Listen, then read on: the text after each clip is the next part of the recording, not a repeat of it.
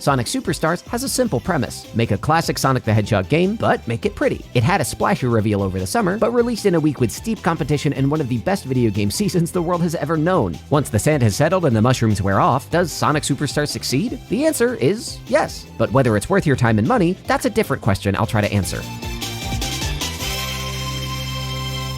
Superstars is an attempt to recreate the game feel of the original quadrilogy from the 1990s, which had a unique set of physics that have been famously difficult to recreate. Sonic had a feeling of momentum that truly differentiated him from his counterparts of the era, making gameplay less about knowing when to press the jump button and more about building to speed so ridiculous that whenever you did, you could fly across the whole level for a record time clear. As much as I'd like to review this game on its own merits, that's difficult to do. It doesn't just invite comparisons to its origins, it demands them, because 90% of what Superstars has to experience is refreshed and repackaged for the price of $60 American.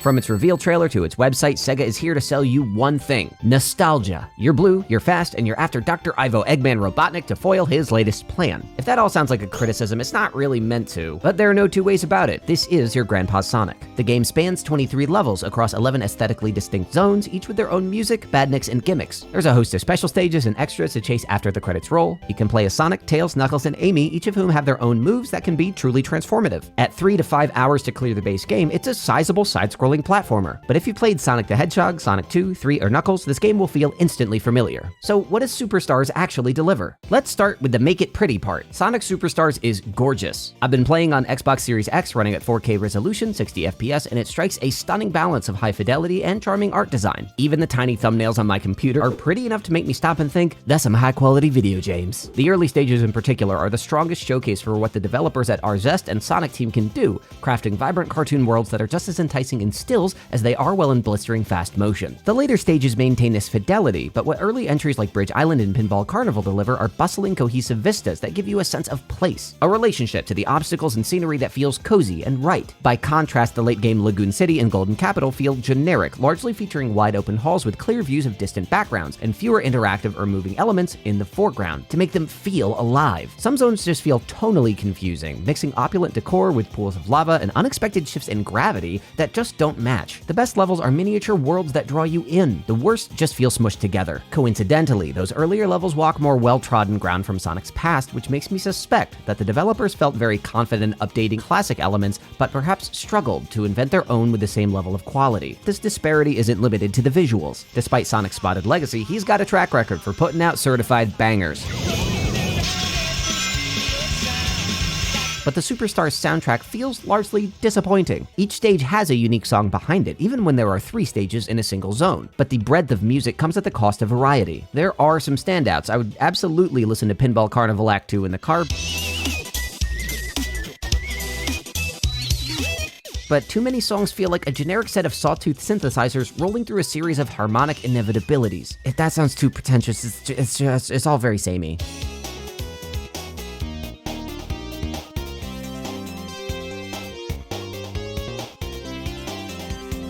Superstars masterfully updates Sonic's retro visuals, so why doesn't the audio keep pace? Well, the Sega Genesis had some unique strengths and limitations regarding sound processing, and Sonic's various composers used that toolset to emulate styles like rock, 90s hip-hop, and even Hindustani with those limited tools to varying degrees of success. Here, it feels like the music is only chasing the nostalgia of those tools and that tone, rather than the actual musical stylings and structures that made the Mystic Cave bass line an earworm.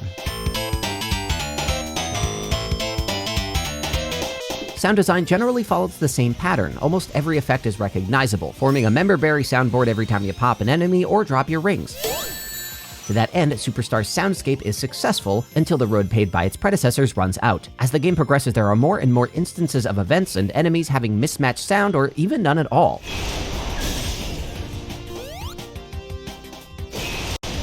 It's not common, but audio feedback is handled so well across the game that when it's absent, you really notice. The menus and interface are serviceable, with a pleasant hub world between stages, but little things do get in the way. Switching game modes requires a little more menu swapping than I'd like. There's also a slight delay after opening a menu before it becomes responsive, which weirdly has been a thing with Sonic games for over a decade. Realistically, all these complaints boiled down to polish. Perhaps the front half of the game had more time in the oven than the back, but there are some excellent late game stages and mechanics that had me smiling from start to finish. Speculation aside, Superstars has flawless presentation 95% of the time, and I can't recall an instance where it froze, crashed, or dropped a frame.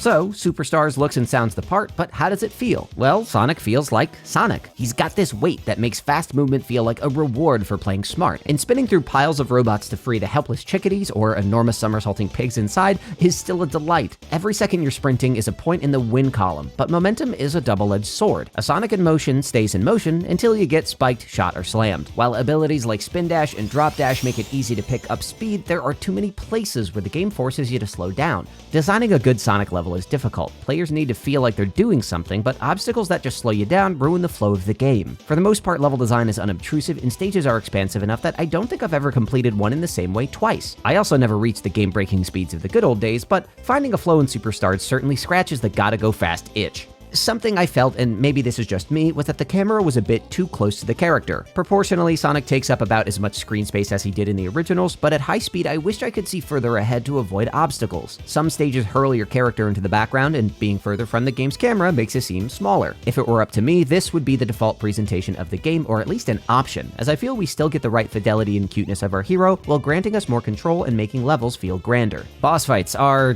oh boy, a real mixed bag. To explain why, let's recall the basics.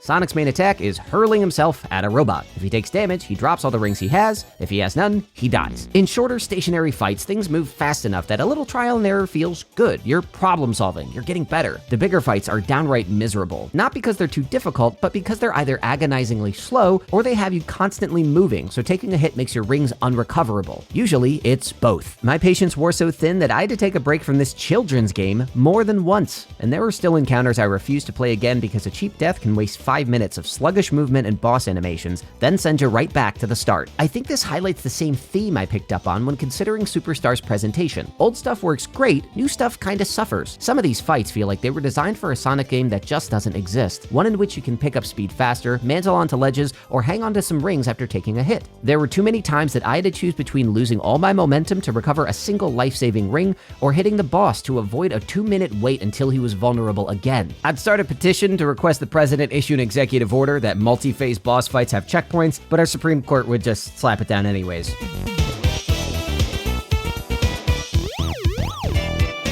Sonic Superstars' overall structure, surprise, isn't revolutionary either. There's a threadbare story that I won't spoil, but Dr. Eggman is joined by 2 ancillary villains characterized through dialogue-free animations and cutscenes that take up a very small portion of the game. Some stages advance that plot with a play at environmental storytelling that can be genuinely engaging, though most attempts at a narrative wind up feeling like a little more than connective tissue between wacky locations. But as the old song goes, Sonic doesn't need a story. It's just a way to justify these cartoony characters doing death-defying stunts and collecting enough golden gems to destabilize the global economy. Couch co-op is back, allowing up to 4 players to control Sonic & Co. on the same screen. Recalling the halcyon days of my older brother forcing me to play as Tails, I was expecting that player 1 would simply cruise forward and leave me in the dust. However, the democratization of power here surprised me. If player 2 takes off, the camera smartly switches to follow them. Some janky camera moves may have killed me once or twice, but this balance carries over into special stages where chasing down Chaos Emeralds is evenly divided between players to keep everybody involved. I didn't expect much from the multiplayer, so color me surprised that I may just keep this installed in my living room with a few controllers nearby.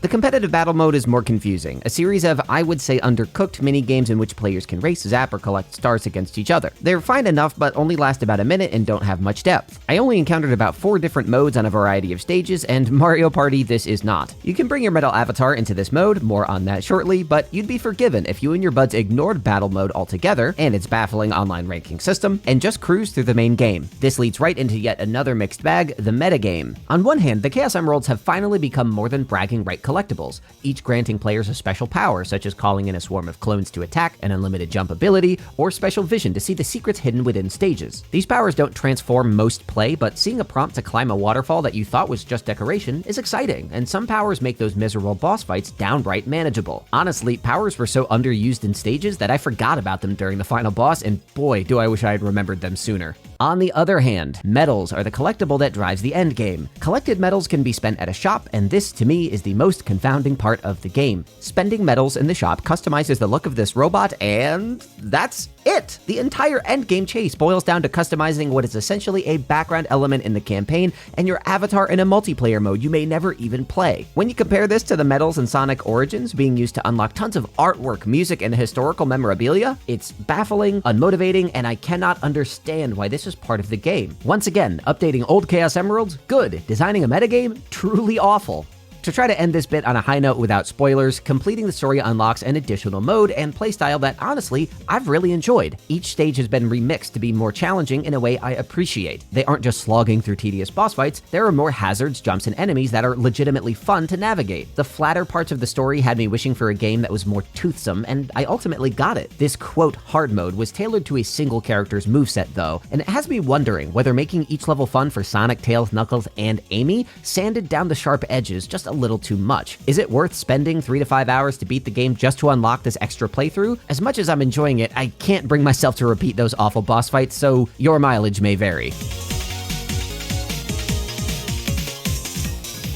I've been playing Sonic games as long as I can remember, but cruising through Superstars, a question kept nagging at me. Who is this game for? It's a clear nostalgia play, and it delivers on that competently, sometimes beautifully. Previous games have attempted to recapture the Blue Dude's 90s tude with mixed results. Sonic 4 was a disappointment. Sonic Generations was a 2D, 3D hybrid, and Sonic Mania was a retro outing packed with excellent remixes, thrilling new stages, and boss fights that were actually fun. Still, a fully modern HD take on the classics has been a long-standing request. Consider it fulfilled, but at what cost? I don't want to tell people what $60 is worth to them, but when looking at the 2 most recent Sonic entries, I'm left scratching my head. Sonic Origins Plus bundles together all the originals, which play almost identically to Superstars, and even retrofits them with the drop dash and the same playable character roster as Superstars, all for $40. Sonic Frontiers is also $60, but it took big swings to move the third-person Sonic games in a new direction that has legitimately changed the discourse around them. It's also important to note that Sonic the Hedgehog is popular primarily with 2 groups, those of us that knew him in the 90s and kids under the age of 12. Despite decades of mixed quality and sparse releases, the branding engine behind Sonic keeps chugging. Mobile games, cartoons, and a couple of better-than-expected movies have embedded Sonic in our collective consciousness. That in mind, I asked the 8-year-old children of a friend if they wanted to play the new Sonic Superstars with me,